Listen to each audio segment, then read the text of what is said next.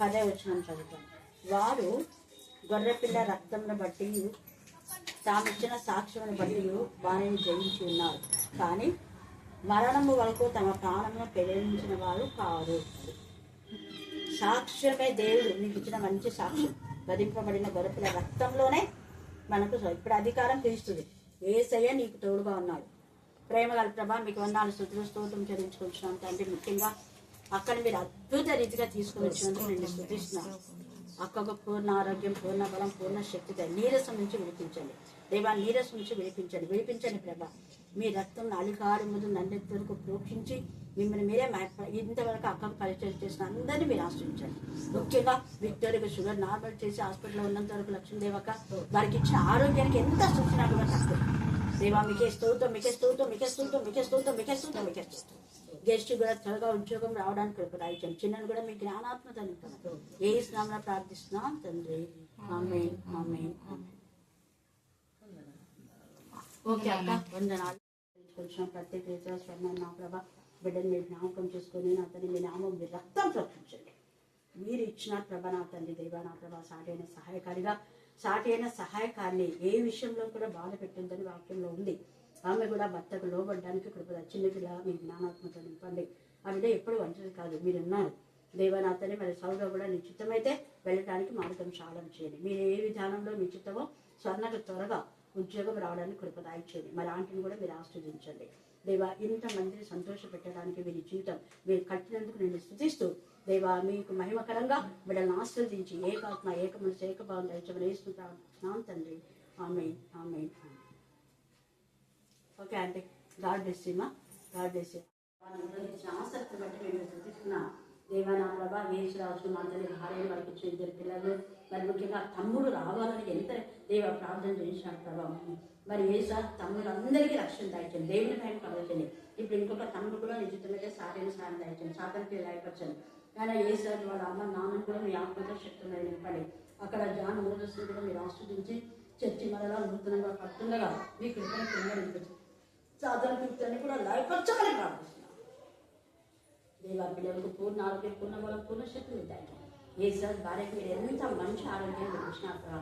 యేసు మాకు భార్య పట్ల ఇచ్చిన దేవా ప్రేమగల మనసును బట్టి ఎంత స్తుతించడం కూడా తక్కువే. కరుణాపీఠంలో అనేక విధాలుగా మీరు వాడబడుతున్నందుకు మీరు స్తుతిస్తూ దేవా, కరెంటు పని చేస్తున్నా కూడా ఎంతో ప్రేమతో 8,000 పెట్టి దాన్ని మైకునిచ్చినాడు తండ్రి. స్తోత్రం నాయన దేవా, నీకే స్తోత్రం, నీకే స్తోత్రం, నీకే స్తోత్రం, నీకే స్తోత్రం. పెంట బిడ్డ నుంచి దేవుని పైకి లేవనైతే దేవుడు అని నేను స్తుతిస్తూ యేసునామమున ప్రార్థిస్తున్నాను తండ్రి. ఆమేన్, ఆమేన్, ఆమేన్.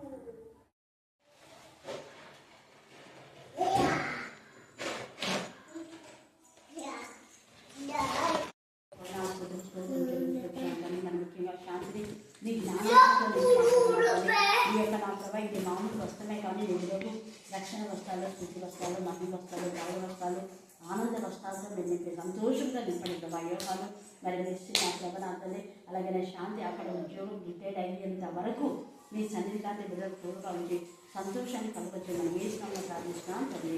ఆమేన్, ఆమేన్.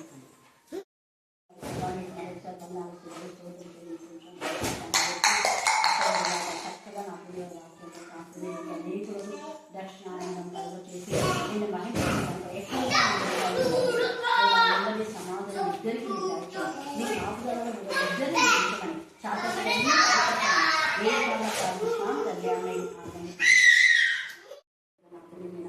రక్తంలో అభిని మాత్రం ప్రమోషన్ చేస్తున్నారు. బాబులు కూడా కలపలించు ఇక ట్రాన్స్ఫర్ కావడానికి మీకు దయచేయండి తండ్రి. మీ జ్ఞానాత్మత మీరు నిలబడి ప్రార్థిస్తున్నాం తండ్రి. మేము బాబు కూడా మా తల్లి మీ జ్ఞానాత్మత మీరు నిలబడి దీనికి మహిళపక్షం ప్రార్థిస్తున్నాం. దాని భావన కడపలో ఉన్నంత వరకు మంచి డాక్టర్గా ఆమె పేషెంట్స్ అందరికీ రాస్తానే ఆ ప్రభావ మంచి ట్రీట్మెంట్ ఇవ్వడానికి మీ జ్ఞానాత్మత మీరు 2026లో సంతోషం సమాధానం దయచేసి దేవా మీ కుటుంబంలో మీరు మాట్లాడి మీరే మహిళపక్షమని యేసు శక్తి అని ప్రార్థిస్తున్నాం తండ్రి. ఆమేన్, ఆమేన్. 16వ అధ్యాయము 5 నుంచి 14 వచనాలు చదువుతున్నాం. ఇప్పుడు నన్ను పంపిన వాని యొద్దకు వెళ్ళుచున్నాను. నీవు ఎక్కడికి వెళ్ళుచున్నావని మీలో ఎవరునూ నన్ను అడగటం లేదు. కానీ నేను ఈ సంగతులు మీతో చెప్పినందున మీ హృదయం దుఃఖంతో నిండి ఉన్నది. అయితే నేను మీతో సత్యం చెప్పుచున్నాను. నేను వెళ్ళిపోవడం వలన మీకు ప్రయోజనకరము. నేను వెళ్ళని ఎడల ఆదరణకర్త మీ యొద్దకు రాడు. నేను వెళ్ళిన ఎడల ఆయనను మీ యొద్దకు పంపుదును. ఆయన వచ్చి పాపమును గూర్చియు నీతిని గూర్చియు తీర్పుని గూర్చియు లోకమును ఒప్పుకొన చేయును. లోకులు నా యందు విశ్వాసం ఉంచలేదు కనుక పాపమును గూర్చియు నేను తండ్రి యొద్దకు వెళ్ళుట వలన మీరిక నన్ను చూడరు. గనుక నీతిని గూర్చియు ఈ లోకాధికారి తీర్పు పొంది ఉన్నాడు కనుక తీర్పును గూర్చి ఒప్పుకొన చేయును. నేను మీతో చెప్పవలసినవి ఇంకనూ అనేక సంగతులు కలవు, కానీ ఇప్పుడు మీరు వాటిని సహింపలేరు. అయితే ఆయన అనగా సత్యస్వరూపి అయిన ఆత్మ వచ్చినప్పుడు మిమ్మును సర్వ సత్యంలోనికి నడిపించును. ఆయన తనంత తానే ఏమీ బోధింపక వేటిని వినునో వాటిని బోధించి సంభవింపబో సంగతులను మీకు తెలియజేయను. ఆయన నా వాటిలోనివి తీసుకొని మీకు తెలియజేయను కనుక నన్ను మహిమపరచును. దేవుడి పరిశుద్ధ వాక్యం దీవించుగాక. అలాగే అరుణమ్మ కుటుంబంలో ప్రతి బలహీనత ఏ ఇష్టంలో గర్తించి పాత్రలుగా బంధించమని ప్రార్థిస్తున్నాం. దేవరాజువ కుటుంబంలో బలహీనత ఏ ఇష్టంలో గర్తించి పాత్రలుగా బంధించమని ప్రార్థిస్తున్నాం. కృష్ణవేణి కుటుంబంలో దుష్ట శక్తులు దురాత్మల ప్రేతాత్మల చేతిపడి మాంతిక శుద్ధ శక్తి ఏ ఇష్టంలో గర్తించి పాత్రలుగా బంధించమని ప్రార్థిస్తున్నాం. అలాగే నా ప్రభా ఇక్కడ ఏ కుటుంబం అయితే నా ప్రభా అపవాది చేత పీడింపబడుతుందో అపవాది క్రియలు నైపొచ్చుకే మీరు వచ్చారయ్యా. నీ వాక్యం ద్వారా మీ రక్తం ద్వారా పరిశుద్ధాత్మ శక్తి ద్వారా అపవాది క్రియలు నైపొచ్చుమని ప్రార్థిస్తున్నాం. ఎంతమంది వీరి కుటుంబాల్లో రక్షణ లేదో దేవా నా ప్రభా అపవాది బంధించిన ఆ బంధకాల నుంచి వారిని విడిపించి రక్షణ మార్గంగా మీరు ఏర్పాటు చేయమని ప్రార్థిస్తున్నాం. దేవా కనికరించండి కనికరించండి కనికరించండి కనికరించండి కనికరించండి కనికరించమని ప్రార్థిస్తాం. రత్నపరి కుటుంబంలో వెళ్ళే చీకటి శక్తులను కూడా ఏ విధంగా గద్దించమని ప్రార్థిస్తాం. డాక్టర్ బాబును నా ప్రభావం సరే ప్రతి విధమైన బలహీనత ఏ విధంగా గద్దించమని ప్రార్థిస్తున్నాం. చూద్దాం వారు నిరాటకంగా ఉద్యోగం చేసుకోవడానికి మీ కృపను దయచేయండి.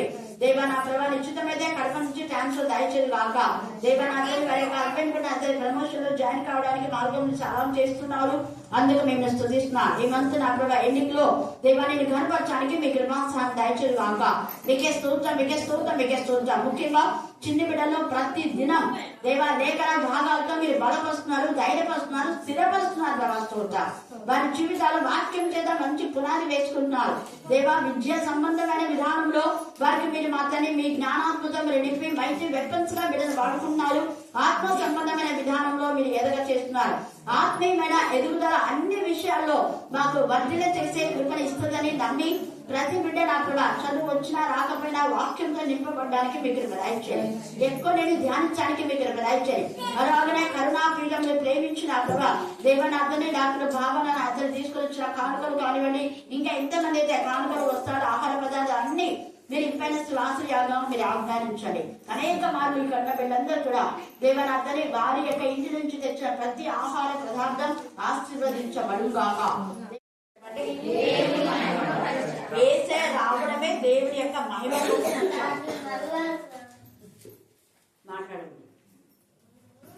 మాట్లాడితే బయట ఉంది. ఈరోజు మన ధ్యానాంశం దేవుని మహిమపరచుదాం. అసలు ఏసయ జనన క్రమమే దేవుని మహిమపరిచింది. ఎలాగో చెప్పండి. ఏసయ జన్మమే దేవుని మహిమపరిచింది. పుట్టుకతోనే మహిమ కలిగింది. ఎట్లా చెప్పండి త్వరగా. పశుల పాకలో అంటే ఆంధ్రవేళనే జన్మించి పశుల పాకలో జన్మించలేదు. జన్మించిన తర్వాత కొద్ది గుడ్డలతో చుట్టి ఆ యొక్క తొట్టిలో పండబెట్టారు. కరెక్ట్ ఆ యొక్క వాళ్ళ యొక్క గృహం వచ్చేటప్పటికి అనమాట. అంటే బోధ యొక్క గృహం కింహం సత్రముగా అదంతా వాళ్ళ యొక్క ప్లేస్. అక్కడ దావీదు గొర్రెలు అవి ఇవన్నీ పశువుల ఆ పశువుల పాక కూడా వాళ్ళకు సంబంధించిందే. అయితే అక్కడికి వచ్చినప్పుడే యేసయ్య జననం జరిగింది. దేవుని ఎలా మహిమపరిచారు అంటే యేసయ్య జననము ద్వారా ప్రకాశమైనటువంటి ఒక చుక్క, ప్రత్యేకంగా అన్ని చుక్కలు ఉన్నాయి కానీ అన్ని చుక్కల కంటే ఈ చుక్క సన్ లైట్ కంటే ఎక్కువగా అది వెలుగుతుంది. అందరికి ఆశ్చర్యం అయిపోయింది. ఏంటి మనం కూడా అంతే కదా, ఒక చుక్క మనం వెలుగుతుంది అనుకుంటుంటాం. అయితే ఆ యొక్క ప్రకాశానికి అందరూ షాక్ అయిపోయి ఏంటి ఇంత ప్రకాశం అవుతుంది అనుకుంటున్నారు. కానీ ఎక్కడ ఎవరు ఉంటారంటే వాళ్ళకి వార్త తెలియదు కదా. ఎందుకంటే గొల్లలకు మాత్రమే తెలిసింది ఆ వార్త. గొల్లలకు మాత్రమే దేవదూత ప్రత్యక్షమై ఇలాగా రక్షకుడు పుట్టి ఉన్నాడు, ఆయన కొరకు మీరు వెళ్ళండి అనేసి మహా సంతోషకరమైన శుభవర్తమానము మీకు తెలియజేస్తున్నాను అని. మహా సంతోషం నిజంగా, అది కొంచెం కొంచెం కాదు. అంటే దేవుని యొక్క మహిమ స్వరూపుడైనటువంటి యేసయ్య భూమిలోనికి వచ్చాడు. దేవుని యొక్క స్వరూపి ఆ మహిమ యొక్క మహిమత్వంలో యేసయ్య వచ్చాడు. ఎంతమంది జనాలు జరిగినప్పుడు ఈ యొక్క ప్రభావితమైన చుక్క ప్రకాశించలేదు. ఒకటి. రెండవది, దేవదూతలు వచ్చి గొల్లలకు చెప్పి మళ్ళా తర్వాత గానం చేశారు. ఎవరైనా పుట్టినప్పుడు లోకంలో దేవతలు అనబడే వాళ్ళు చాలా మంది పుట్టారు. వారు పుట్టినప్పుడు ఎప్పుడైనా దేవదూతల పాటలు బాగున్నారని విన్నామా మనం? లేదు. ఒక్క పుట్టిన పురాణాలలో ఏ పురాణాలలో కూడా వాళ్ళ దేవతలు పుట్టినప్పుడు ఏం జరగల. మామూలుగా మనం మనవులు అయితే వాళ్ళు కూడా అట్లా ఉన్నారు. కానీ అదే యేసయ్య దేవుని కుమారుడు అని రుజువు చేయడానికి, దేవుని మహిమపరచడానికి, దేవుని గణపరచడానికి, దేవుని ఆరాధించడానికి దూతలు ఆరాధిస్తూ వాళ్ళ గొల్లలు చెప్తే వాళ్ళు కూడా ఆరాధించినారు. హల్లెలూయా, హల్లెలూయా. వాళ్ళు కూడా ఆరాధించి వెళ్ళి అనే మాట, ఆరాధన అన్నది వాళ్ళు నేర్చుకున్నారు. అక్కడ దూతలు చేస్తున్న ఆరాధన చూసి వాళ్ళు కూడా నేర్చుకున్నారు. తర్వాత ఆ యొక్క పశుల పాక భయంకరమైన దుర్గంధం. పశుల పాకలో ఎక్కడైనా మంచి స్మెల్ ఉంటుందా? ఉండదు, దుర్గంధం. కానీ యేసయ్యని ఎప్పుడైతే పత్తి గుడ్డలతో తీసుకుపోయి ఆ యొక్క తొట్ల పరంగా అక్కడ ఉన్నటువంటి ఆ వాసన అంతా పోయి పరిమళ వాసన వచ్చిందంట. వాళ్ళకి షాక్ అయిపోయింది, ఎవరు ముట్టలా. కానీ దూతలు చాలా రెక్కలంటే చాలా గాలితో వస్తాయి కదా, వాళ్ళు వచ్చి ఆ పాకలో దిగంగా ఎక్కడ అక్కడ అంత బాగా వచ్చినట్టయితే ఫ్రెష్ అయిపోయింది. ఆ దేవుని యొక్క మహిమ అక్కడ ఉన్నటువంటి చుట్టుపక్కల ఉన్న వాళ్ళంతా చూడగలరు. వీళ్ళొక్కలే కాదు, మనకి రాయలైతే చాలా ఉన్నాయి. ఇక్కడ ఏసీ ఉంటే ఆ గొల్లలంతా సంతోషంతో గంతులు వేసుకుంటా పాడుకుంటా, వాళ్ళు వచ్చిన పాటలు పాడుకుంటూ వస్తుంటే, ఏంది మీరంతా అంతా గంతులు వేసుకుంటే అట్లా పోతున్నారంటే, ఏసీ పుట్టినాడు, ఏసీ పుట్టినాడు, రక్షకుడు పుట్టినాడు, రక్షకుడు, దూతలు వచ్చినాడు, దూతలు చెప్పినాడు మాకు అనుకుంటేనే వాళ్ళందరూ అడుగుతున్నారు. మనం కూడా పరిగెత్తుకుంటూ వద్ద ఏం అట్లా పరిగెత్తున్నాం అంటారా కదా. అట్లా వాళ్ళ సంతోషాన్ని చూసి వాళ్ళు ఆడుకుంటా పాడుకుంటా దారిలో పోతుంటే అందరు అడుగుతున్నారు, అందరు చెప్తున్నారు ఏసై పుట్టాడు, రక్షకుడు పుట్టాడు, రక్షకుడు పుట్టినాడు అనుకుంటా. అలాగా ఆ యొక్క గొర్రెలకు ఏం పెద్ద ఆనందం అనేది ఉండదు. వాళ్ళు గొర్రెలు కాస్తున్న వాళ్ళకి ఏం ఆనందం ఉంటుంది ఉండదు. కానీ అలాంటి వాళ్ళకు దేవుడు ఆనందాన్ని కలుగజేస్తున్నాడు. పెద్ద కుప్ప బీటల నుంచి పైకి లేవనిచ్చినటువంటి దేవుడు వాళ్ళు బహుగా ఆశీర్వదించబడ్డారు. ఏసైనా మొదట జన్మించిన ఏసైనా తల్లి అయినటువంటి మరియా యోసేపు తప్ప ఇంకెవరు చూడాలి. దూతలు చూసినారు, కానీ మానవులుగా ప్రపంచంలోనే మానవులలో మొదట చూసినటువంటి మానవులు ఎవరు? గొర్రెలు. హల్లెలూయా, హల్లెలూయా. అంటే దేవుని మహిమపరచడానికి యేసయ్య యొక్క రాక ఎలాగో ఉంది అంటే, అత్యున్నత భాగంలో ఉన్న వాళ్ళని పైకి తీసుకొస్తానని అప్పుడే ఆ యొక్క దావీదు కూడా ఒక గొర్రెల కాపరే. గొర్రెల కాపరైన దావీదును ఎన్నుకొని పనికిరాని వాడు వాళ్ళ ఇంట్లో అందరిని చూపించాడు. వాళ్ళ నాన్న లాస్ట్ చూపించినాడు దావీదు. పనికిరాని దావీదును ఆ యొక్క ప్రపంచాన్ని అంటే వాళ్ళ యొక్క ఇష్టాలు జనాంగాన్ని ఏలే వాడిగా చేశాడు దేవుడు. అందుకని ఇక్కడ గొర్రెల కాపలు పనికిరాని వాళ్ళు అందరి దృష్టిలో హేమైన వాడు. కానీ దేవుడు వాళ్ళకే కనుకున్నాడు. ఈ రాత్రి కాలంలో అమాయకుడైన నీకు దేవుడు ఖచ్చితంగా దర్శనమిస్తాడు. దూతలు వచ్చి నీతో మాట్లాడతారు. దూతలు మాకు కనపడాలంటే ఎవరైనా నమ్ముతారా? నమ్మరు. పూజలకైతే కనపడతారు. మీరు ఎప్పుడు చర్చికోరు, కాపర్లో ఆడ ఉంటారు. ఎప్పుడు నెలకోసారి, సంవత్సరానికి ఒకసారి సంబంధానికి వస్తారు. సంవత్సరానికి ఒకసారి వచ్చేటోళ్ళకు ఎట్లా కనపడతారు? సంవత్సరానికి ఒకసారి వచ్చినా వాళ్ళు నిర్దోషులు. నిర్దోషులకు దేవుడు ప్రత్యక్షమవుతాడు. దోషం లేని వాళ్ళకు, హృదయ శుద్ధి కాని వాళ్ళకు దేవుడు ప్రత్యక్షం అవుతాడు. వాళ్ళు నిజంగా కల్మషం లేని వాళ్ళు.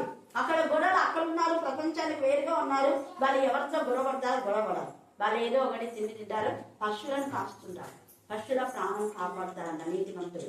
అది కూడా మీరు సామెతలు 10, 11, 12, 13 ఈ 3 అధ్యాయాలు చదువుకుంటే పశువుల ప్రాణంలో వాళ్ళు కాపాడుతారని రాయబడింది. నీతిమంతులు, వాళ్ళు నీతిమంతులు. అందుకని దేవుడు నీతిమంతుడు కాబట్టి నీతిమంతుల పక్షంగా ఆయన ఉంటాడు. నీతిమంతుల పక్షంగా వ్యాజ్యం ఆడతాడు యేసయ్య. దేవుని మహిమపరచడం కోసం యేసయ్య వచ్చాడు. అందుకని పైన అంటున్నారు కదా, అభ్యంతరములు రాక మానవు కానీ ఎవరి వల్ల అభ్యంతరం వచ్చినో దానికి శ్రమ. కాబట్టి మీరు ఎప్పుడు అభ్యంతరం పడొద్దండి దేవుని విషయాల్లో. ముందే ఎట్టినాడు 16వ అధ్యాయం. వాళ్ళు ఇలా చేస్తున్నారు కదా ఏమంటే, వాళ్ళు అలాగా చెడు పనులు చేసి దేవుడికి మేము మంచి చేస్తున్నామని వాళ్ళు అనుకుంటున్నారు. కానీ వాళ్ళు చేసే వాళ్ళు తప్పిన గుంతలో వాళ్ళే పడతారు. వాళ్ళ చేడు వాళ్ళ నెత్తి మీదకి వస్తారు. అది వాళ్ళకి తెలియకుండా పోతుంది. మేము దేవుడికి ఏదో సేవ చేస్తున్నామని వాళ్ళు అంటున్నారు. కానీ వాళ్ళు చేసేది సేవ కాదు, దేవుని బాధ పెడుతున్నారు. ఇక్కడ పౌలు కూడా దేవుడికి సేవ చేస్తున్నాడు, మహిమపరుస్తున్నాడు అనుకున్నాడు. కానీ మునికోళ్ళకు ఎదురుతున్నట ఎంత భయంకరం, అసాధ్యం, చేయలేడు ఆ పని. ఇలాగెందుకు చేస్తున్నావు అని యేసయ్య గర్దించాడు. నిజంగా యేసయ్య ఎంత ఇదిగా దర్శనం ఇచ్చాడు. కారణం పౌలు మనిషి వ్యక్తిత్వమే కాబట్టి.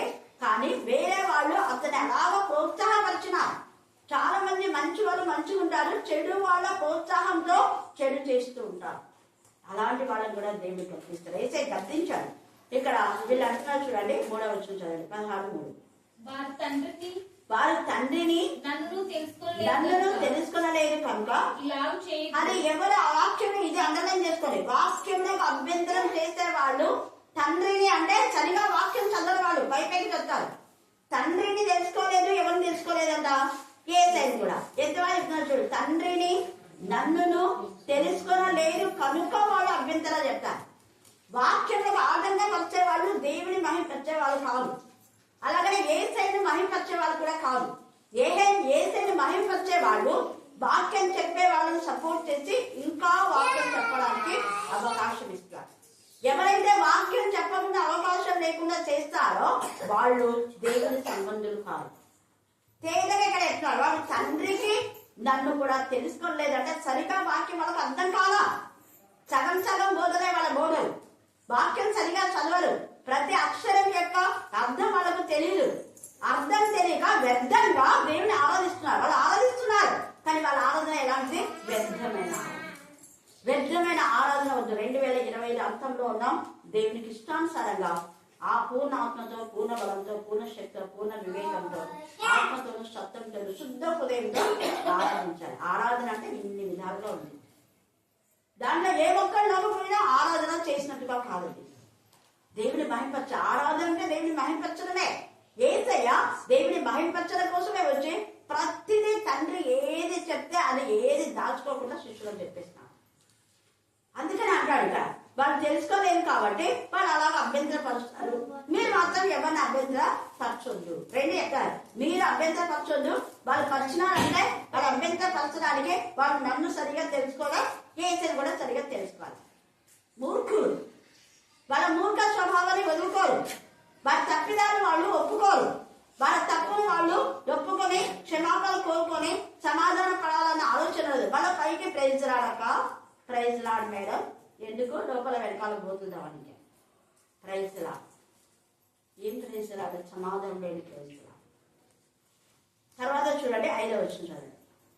ఇప్పుడు నన్ను పంపిన వాని యొద్దకు వెళ్ళుచున్నాను. అది అంటున్నాడు, నన్ను పంపాడు కదా, నేను దేవుని మహిమని మీకు అంతా చెప్పినా, నన్ను పంపిన వాని యొద్దకు నేను వెళ్తున్నా, అయితే మిమ్మల్ని అనాథలుగా విడిచిపెట్టాను. ఎంత ప్రేమ!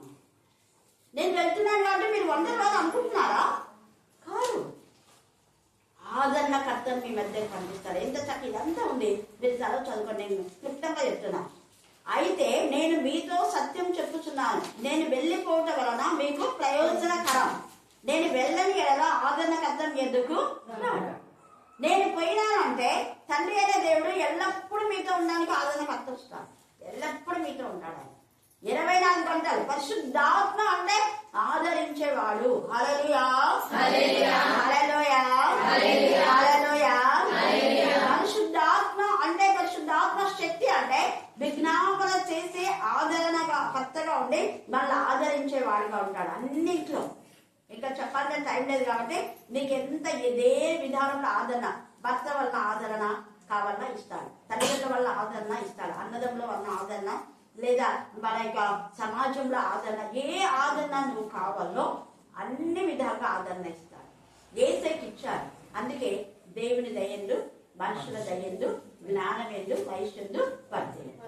చాలా మంది యేసయ్యని ప్రేమించారు. ఎంత మందో ఏమన్నారంటే ఆధారకరమైనటువంటి వాక్యములు, దీనిలో కన్నా తల్లి యొక్క స్థలంలో ధన్యులు అంటే అవును, కానీ నా మాట విని దేవుని ప్రకారం చేసేవాళ్ళు మరీ ధన్యులన్నారు. నిన్ను కన్న తల్లి ఎంత ధన్యురాలు అన్నారు. అది ఆదరణకరమైన మాటనే. యేసయ్యని అనేకులు వెంబడించి యేసయ్య జయం జయం జయం చెప్పారు. ఎంత ఆదరణది! యేసయ్య నామను ఘనపరిచారు, మహిమపరిచారు. అయితే దేవుడికి విరోధం మాత్రం అభ్యంతరాలు చేస్తారు. వాక్యం చెప్పకూడదు, యేసయ్య పేరు చెప్పకూడదు, వాళ్ళని అనకూడదు, వాళ్ళంతా అభ్యంతరాలే. వాళ్ళ బతుకంతా అంతేగా. ఎందుకు? వాళ్ళకి వాక్యం సరిగా చదవరు, వాక్యంలో ఏముందని వాళ్ళకి తెలియదు కాబట్టి అలా చేస్తారు. తర్వాత చూడండి, మళ్ళీ ఏం చేస్తాడు, ఈ ఆదరణకర్త ఎప్పుడైతే వస్తాడో ఆయన ఏం చేస్తాడ? 8వ వచనం, ఆయన వచ్చి మొదట పాపమును గూర్చి, అందుకని ఆదరణకర్త యోహాను పంపించి అనేకులను పాపములు ఒప్పింప చేశారు. అనేకులు వచ్చి వారి పాపాలు ఒప్పుకుంటున్నాడు అని ఉంది కదా వాక్యంలో.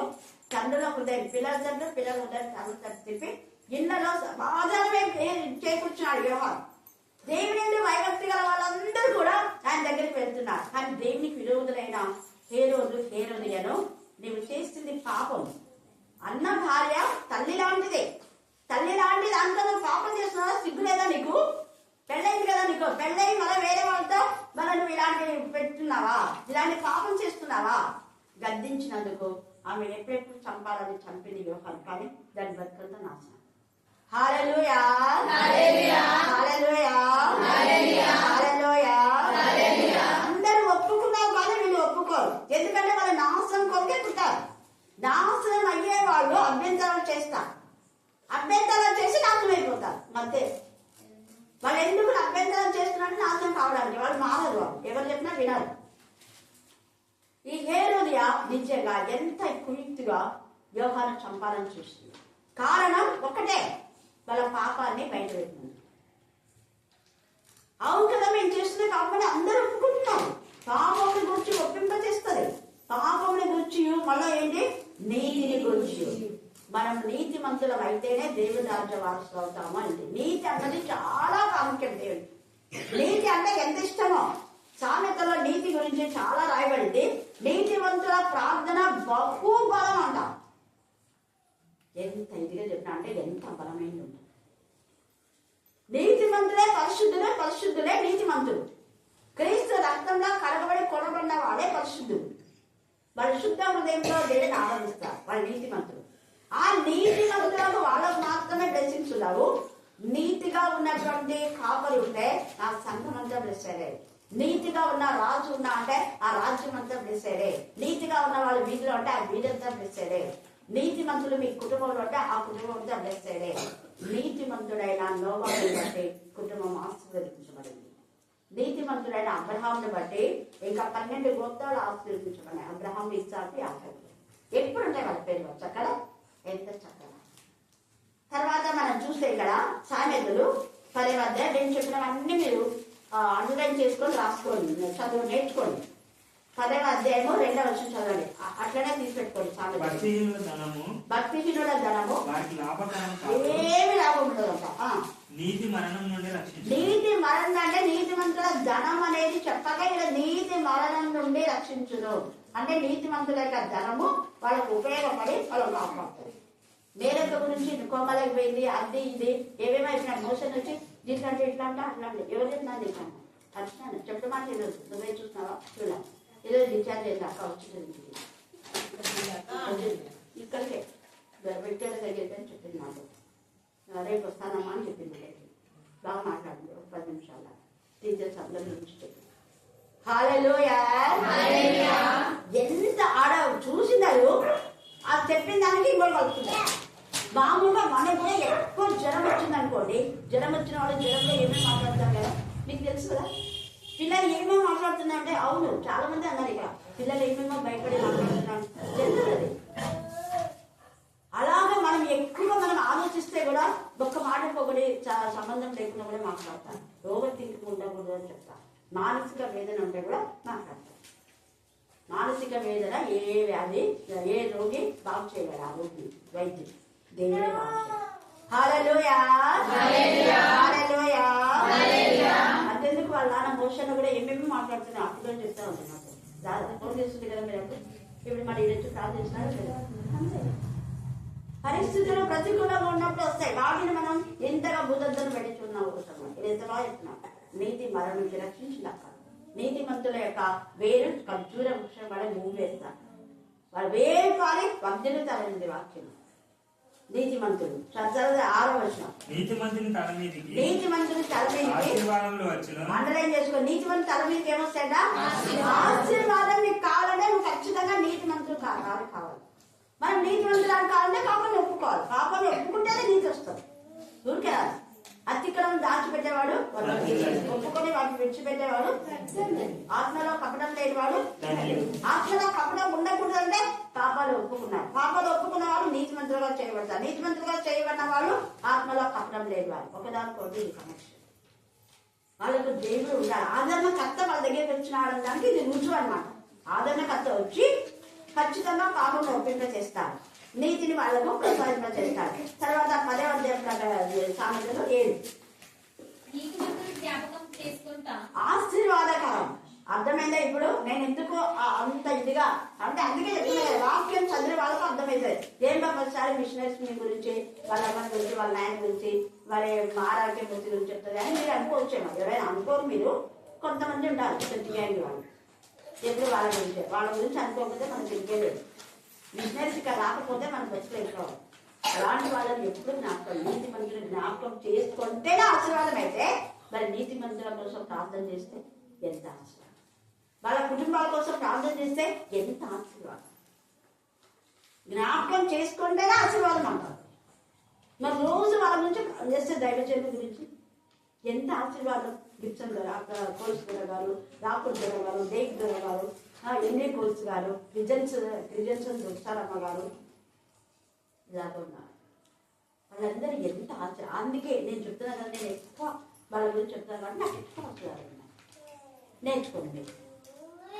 తర్వాత చదువు 10వ వచనం 10:10. కనుసాయిగా చేయవాడు వ్యధ పుట్టించును, పనికి పొద్దు నశించును. నీతిమంతుడి నోరు జీవపోట. నీతిమంతుడి నోరు ఏంటంటే నీతిమంతుడు వాక్యం చెప్తే అనేకాల జీవం వస్తుంది. ఒక ఆ కళావతి పాప నాకు అనింది ఆటోలో, అక్క మీరు వాక్యం చెప్పినా ప్రార్థన చేసినా అవతల వ్యక్తి ఎక్కడైనా వాడికి ఖచ్చితంగా ఒరుగు పుట్టదు, గుండె పడి వాడు మారాల్సిందే ఇంకా అంది. ఎందుకంటే అంతా అక్కడ చాలా ఉంది. మా శివ వాళ్ళందరూ మాట్లాడు అక్కడంతా ఐడియల్ వర్షిప్ చేసేవాళ్ళు చాలా మంది ఉన్నారు. కానీ ఇప్పుడు ఏమక్క రావట్లేదు ఈ మధ్య అంటే ఒక 10-15 నుంచి పోవటం లేదు. ఎందుకంటే నాకు టైం లేదు. హల్లెలూయా హల్లెలూయా. తర్వాత 20 వచ్చిన 10:20. నీతిమంతుని నాలుక ప్రశస్తమైన వెండి వంటిది. చూడండి, ప్రశస్తమైన వెండి అంటారు. వెండి అంటే శుద్ధి చేయబడింది. ప్రశస్తమైన వెండి అంటే శుద్ధి చేయబడిన వెండి అంటే వాళ్ళు మాట్లాడేది పరిశుద్ధమైన మాటలే, పరిశుద్ధమైన వాక్కులే. వాళ్ళ యొక్క మాటలు మనల్ని పరిశుద్ధపరచడానికి, మనల్ని గర్తించి హెచ్చరించడానికి మంచి మాటలు అనేది. తర్వాత 10:24. భక్తిహీనుడు దేనికి భయపడును, అదే వారి మీద వాళ్ళకి ఎప్పుడు భయమే. బతుకంతా మేము తప్పు చేసినా, వాళ్ళు కూర్చున్నా లేచినా అన్నం తింటున్నా ఏ కడున్నా వాళ్ళకి భయమే. ఎందుకు? ఆ పాపం ఎప్పుడు బయట పడుతుందో, అది ఎప్పుడు బయట పడుతుందో, ఎప్పుడు చేస్తారో, అది ఎప్పుడు చేస్తారో వాళ్ళు చూస్తారు, వీళ్ళు చూస్తారు. ఎవరు కనపడకుండా చేస్తున్నా అనుకుంటే కానీ ప్రశాంతం వాళ్ళు చూస్తున్నారు, ఎప్పుడు చేస్తారు ఇదే సత్యంగా కనపడదు. చేయటం రాస్తున్నాడు ఇక్కడ. తర్వాత 16. నీతిమంతులు ఆశించిన వానికి దొరుకుతుంది. అదే నీతిమంతుని కష్టాలు జీవదాయకం అంటే జీవం ఉన్నది చాలా అర్థం లేదా. ఒకరోజు ఇదే టాపిక్ మీద మాట్లాడతా. నీతిమంతుని కష్టార్జితం జీవదాయకం అంట. ఏంటి జీవం అంటే? జీవం అంటే ఏమిటది చెప్పాల్సిందే. ఇదే తిండికి వచ్చా అదే ఫలించడం అంటే జీవం ఉంది కాబట్టి రోజు రోజు రోజు ఒక్కరోజు కాదు అభివృద్ధి, రోజు ఒక్కరోజు కాదు, నిజంగా రోజు అభివృద్ధి. నాకైతే నేను మనం చెప్పినా కదా, ఎంతోమంది ఆహార పదార్థాలు ఈరోజు మాత్రం అంతా తీసుకొచ్చాను. ఎవరో ఒకరు చెప్తున్నా కదా, 2 రోజులకు ఒకసారన్నా ఈ రోజు తేలేదు అనుకున్నారనుకో, మళ్ళీ ఇంకో మరుసటి రోజునే ఏదో ఒకటి. ఎంత గొప్ప దేవుడు అంటే ఆయన. అది అర్థం ఏంటంటే ఆ జీవం మనలో ఉంటే రోజుకు మనం ఎదుగుతూనే ఉంటాం. తర్వాత నీతిమంతుడు ఎన్నడూ కదిలింపబడ్డాడు. అది ఈరోజు శాంతి అనేది ఆడ ఎన్నడూ కదిలించబడదు. అక్కడ నిజంగా ఎవరికి భయపడవద్దు. అసలు వెంటనే వచ్చి పెట్టేస్తాం. ఇప్పుడు అందరికీ ఇంకా అయిపోయాయి గుండెలు, ఇంకా అయిపోయి చర్చ అభివృద్ధి అయితే అందరూ అది ఇది గుండె ఉన్నాం. ఇలా వస్తున్నారు కానీ పూగా వస్తున్నాము. ఏందమ్మా ఇసుక తిప్ప ప్యాన్ చెప్పడం ఏందో వచ్చినట్టు పోయినట్టు కాదు అన్నట్టు పోతున్నా చర్చికి. తిప్పి అనేది ఉండదు. ఊరికే పోతున్నారు. మరి గురికి రాకుండా పోయేదాన్ని ఇంటికి రాకుండా అంటే వస్తానక్క బ్లెస్సీ కోసం మనం వస్తాను. బ్లెస్సీతో వాక్యం చెప్పించు, మళ్ళీ ఎంత బాగా చెప్పింది అంత చిన్న వయసులో అని చెప్పేస్తాను. మా బ్లెస్సింగ్ అయితే చెప్తుందా కదా అంటే మరి నువ్వే కదా పంపించిన. కాబట్టి ఈ సమయం అంటే జ్ఞాపకం చేసుకున్నాం. దేవుడు ఎంత నీతి అని జీవంగా రోజు ఎదుగుతూనే ఉంటారు. అన్నిట్లో ఒకటి కాదు, సంతోషం, సమాధానం, నెమ్మది అన్నిట్లో. విద్యలో ఉండేవాళ్ళు వీళ్ళ వాక్యం అనేది నీతి. ఆ వాక్యం నేర్చుకున్న విద్యలో వాళ్ళు ఎదుగుతారు. ఇంకా అవన్నీ ఉన్నాయి. తర్వాత మనం చూస్తే 11వ అధ్యాయం 4వ వచనం. ప్రకటన సామెతలు ఉగ్రత దినమందు ఆస్తి అక్కరకు రాదు, నీతి మరణం నుండి రెండు సార్లు మాట నీతి మరణం నుంచి అక్కడ రక్షించింది. మీ మధ్య మోషణ రక్షించింది. చస్తారనుకున్న వాళ్ళను కొంతమంది చావకముందే చంపేస్తున్నారు. మనల్ని చాలా డేంజర్. సీరియస్ ఉందంటేనే స్వచ్ఛందని వార్తలు చెప్తారు. ఎంత నీచులు వాళ్ళని ఎవరో నా దగ్గర తీసుకురాని చెప్తే రేపు తీసుకురాని ఏమైనా మొక్కమని ఎంత ఇదిగా జీవించే వాళ్ళు జీవం గురించే మాట్లాడతారు. చూడండి ఎంత ఇదిగా. తర్వాత 8వ వచనం 11:8 బలాఢ్యులైన వారి ఆశ భంగమైపోవును, నీతిమంతుడు బాధ నుండి తప్పింపబడు. అది బలాఢ్యులు ఉంది కదా అని చెప్పి నువ్వేమేమి అనుకుంటా అసలు నువ్వు అనుకోకుండా పోతావు. ఎక్కడంటే ఎక్కడికి ఇరికిస్తాడు దేవుడు. కానీ నీతిమంతుడు విడిపించబడతాడు. ఎంత తేలిగా ఉంది. 10వ వచనం 11:10 తెలివి చేత నీతిమంతులు తప్పించుకుందరు. తెలివి ఎవరిదో? యెహోవాయందు భయభక్తి కలిగితే జ్ఞానము మూలము. జ్ఞానము మూలమైనటువంటి ఈ వాక్యమే తెలివి వివేచన మనకు కలగజేస్తుంది. సామెతలు 9:10 చదవండి. సామెతలు 1:7 చదువుకోండి. పండిత వాక్యాలు పిల్లలకు నేను నేర్పించిన యెహోవాయందు భయభక్తి కలిగితే జ్ఞానములకు మూలం. ఇంకా తర్వాత 11, 10, 21, 28 చదువుకోండి. 37 కూడా చదువుకోండి. 12వ అధ్యాయం సామెతలు 5, 7వ వచనం, 10వ వచనం, 12వ వచనం, 26వ వచనం, 28 చదవాలి. ఇవన్నీ చదువుకుంటే దేవుడు ఎంత ఆశీర్వాదాలు. ఆ నీతిని మరి మనకు తెలియజేయడానికి యేసయ్య వచ్చాడు. యేసయ్య దేవుడిని మహిమపడతాడు. ఆ మహిమ అంటే ఇదే మహిమ. ఏంటి ఆ మహిమ అంటే నీతి చేయబడి తండ్రితో మనం ఉండడానికి, తండ్రి వారసు అవ్వడం కోసమే ఇవన్నీ చేస్తున్నాడు. అందుకని ఆదరణకర్త మన దగ్గరకు వచ్చి ఆయన తండ్రి దేవుని దగ్గర ఏమి నేర్చుకుంటాడో అవే మనకు చెప్తారు. అందుకే పాపం గురించి నీతిని గురించి ఒప్పింప చేసినప్పుడు లోకములకు తీర్పు ఒప్పుకొన చేస్తాడు. అదే మహిమ. లోకాధికారిని బంధిస్తాడు. దేవునికి మహిమ కలిగేలా యేసయ్య జనన మరణ పునరుద్ధానం ద్వారా అపవాదిని బంధించేస్తాడు. శాశ్వతమైన భద్రత. అపవాది నరకానికి పంపించడానికి యేసయ్య తండ్రి అయిన దేవుని మహిమతో ఈ లోకానికి వచ్చి మనల్లో దేవుని మహిమలో చేస్తాడంట. అంటే అపవాది ద్వారా వచ్చిన ఆ మరణం నుంచి విడిపించి నిత్య మహిమలో, నిత్య జీవంలో మనం చేరడానికి యేసయ్య జనన మరణ పునరుద్ధానం జరిగింది. దేవుడు ఈ లేఖన భాగం దీవించి ఆశీర్వదించుగాక. ఆమేన్.